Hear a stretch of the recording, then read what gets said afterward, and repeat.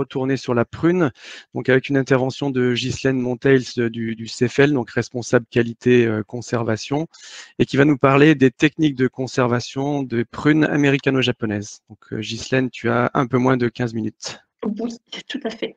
Donc bonjour, je vais aborder les différents modes de conservation possibles sur les prunes américano-japonaises. Donc, hop, ces différents modes de conservation pour la prune testée au CEFEL sont les suivants. Le froid normal à 0,5-1 degré, l'atmosphère contrôlée à 2-3% d'oxygène et un maximum de 3% de gaz carbonique, l'atmosphère pauvre en éthylène avec des valeurs obtenues maximales de 1 ppm d'éthylène, avec des systèmes de catalyse ou d'absorption par billes d'argile imprégnées de permanganate de potassium. Le HD Cold, qui est un brevet Quercy réfrigération, qui est en froid normal à 0,5-1 degré, et les traitements Smart Fresh appliqués dans les 4-5 jours après récolte, donc qui est le 1 MCP. Les différents modes de conservation pour les prunes donc, vont être conditionnés par le froid normal qui va permettre de classifier donc, le potentiel de conservation des prunes américano-japonaises de par l'apparition en fait d'une dégradation de la chair, que ce soit une chair vitreuse ou alors carrément un brunissement interne. Donc, on a tout d'abord les variétés à faible potentiel de stockage où on a une dégradation de la chair inférieure à 1 mois de stockage. Les variétés à potentiel de stockage moyen, 5 à 6, 7 semaines. Et les variétés à fort potentiel de stockage au-delà de 6, 8 semaines. Alors, un nouveau système de froid nommé HD Cold équipe certaines stations un peu partout en France et expérimenté par le CEFEL pour cette première année en 2020. Le brevet est une propriété de Quercy réfrigération qui est basée sur l'obtention d'une humidité de la chambre supérieure à 95% sans humidificateur dans la chambre. On n'a pas de dégivrage des évaporateur et donc on a une variation de la température qui est très faible tout au long du stockage. Alors cette chambre équipée en HD Cold qui a servi de stockage des essais prunes est comparée à une chambre froide en froid normal classique dont les taux de remplissage étaient similaires. Alors le HD Cold entraîne un taux de sucre des fruits pour cette première année d'essai qui était inférieur par rapport au froid normal. On n'a pas eu d'effet net sur l'acidité et on a eu une fermeté qui est souvent plus élevée avec le HD Cold.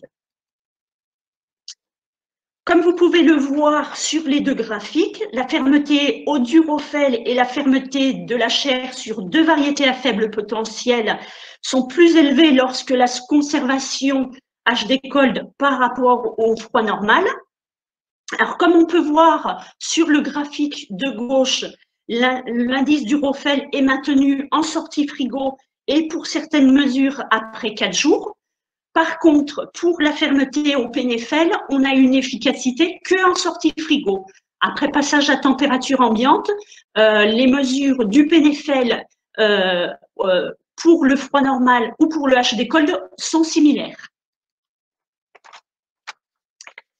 Les mêmes tendances sont visibles pour les variétés à fort potentiel de stockage, de façon significative après 7 semaines de stockage, comme vous pouvez voir sur le graphique, la partie qui est encadrée en rouge, en sortie frigo, et pour 2 nouvelles variétés présentées en exemple. Lors du passage à température ambiante, l'efficacité par rapport à un froid normal n'est apparue que jusqu'à 6 semaines de stockage. Au-delà, on voit que l'effet est atténué entre le HD Cold et le froid normal. Pour le taux de pourriture, on n'a pas eu de différence entre le froid normal et le HD Cold. Pourtant, je vous rappelle que c'est un système où on est en humidité très élevée puisqu'on est au-delà de 95%. Et malgré ça, au moment où on pourrait penser qu'on aurait pu avoir beaucoup de pourriture, non, on a eu des résultats voisins. Donc, il n'y a pas d'inquiétude à avoir par rapport à ce système.